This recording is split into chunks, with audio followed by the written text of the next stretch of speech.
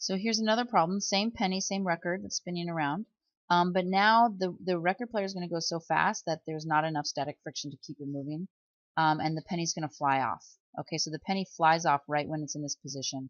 The record has been spinning like this, and that's so the penny is also spinning with the record, but then it's going to slip and fly off. And I want to know what direction will the penny slip and fly off. And it might be surprising to you that when this penny shoots off there, it's going to go straight to the right. Why does it go straight to the right? Well, at this moment, when the penny is right here, the direction of its velocity is straight and to the right because that's the direction of its tangential velocity. It's moving tangent to the circle. And if suddenly there's no more static friction, there's not enough static friction to push it upwards anymore, it will continue moving in the direction that it had been moving previously, and this will shoot straight out like that. It will not shoot straight down. Well, you might think, but wasn't the static friction pushing up on it? Yes, it was. Static friction was pushing up on it.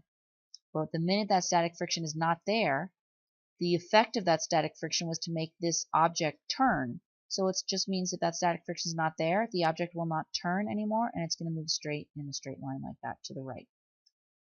So that might be a little bit confusing, and that's probably because you're getting a little bit confused here, and you might be thinking about these fake forces that we mentioned before. So let me just remind you what we said before about fictitious or fake forces. When we accelerate, our bodies perceive a force in the opposite direction to the actual force. So I'm going to show you a video from an old movie just to help you remember what I was talking about. Okay, so it's kind of a cheesy movie, but let's watch it together. So this is a clip from the movie Spaceballs. It's a parody of Star Wars, and what's going to happen here is they're going to go to ludicrous speed, which is a joke. It's supposed to be something faster than light speed, but you're going to see the object accelerate, and just look at what happens when this object accelerates, okay? So here we go. Now hear this! Ludicrous speed! Sir, hadn't you better buckle up? Now buckle this! Ludicrous speed! Go!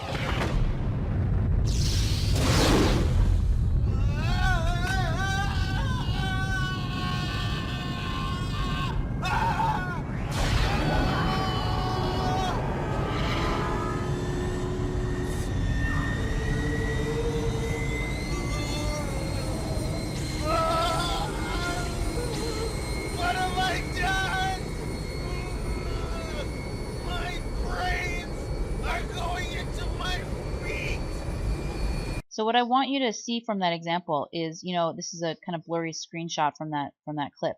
The objects are all accelerating to the left. That's the direction they're accelerating. They're moving to the left faster and faster and faster and faster. Well, what happens, it looks like this phone that he was holding, it looks like something is pulling it to the right. Doesn't it look like it's being grabbed and pulled to the right? That's why it's being stretched out like that. But we know that nothing is pulling it to the right. Nothing is pulling this guy's feet to the right. What's happening is the object is being accelerated to the left. There has to be a force to make this phone accelerate to the left. So the phone just stays in place until the whole ship and the cord moves to the left, and then finally the cord is able to pull the phone. So the phone looks like it's being pulled to the right, but it's actually being pulled to the left by the tension here. And this guy, his name is Darth Helmet, he even says in the clip, "My brains are going into my feet."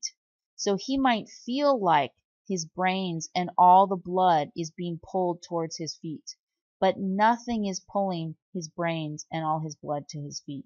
Instead, his body is being pulled to the left, and his brains and his blood want to stay where they are.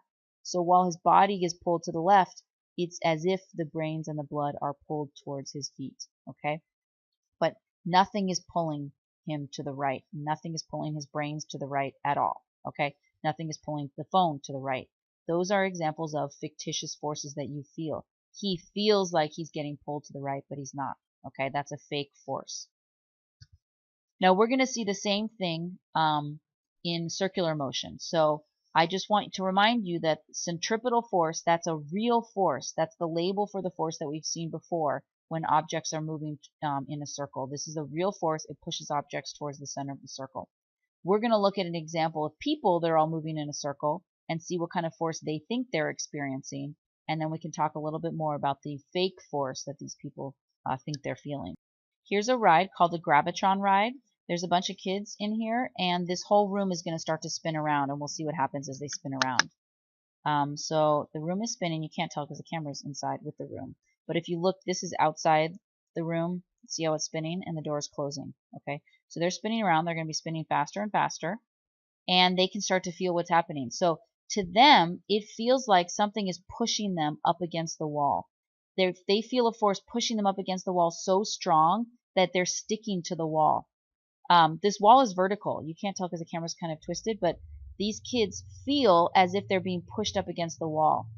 Over here, they feel like they're being pushed up against the wall, and it's hard for them to push their arms forward. So if you've ever been on a ride and you try to stick your arms forward like that, it's very difficult because you feel as if you're being pushed up against the wall. They're trying to get up. It's hard. It's hard for that guy to get up because he feels like he's being pushed against the wall. So let's think about what's really happening.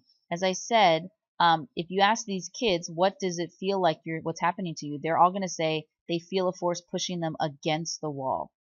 But that would be away from the center of the circle.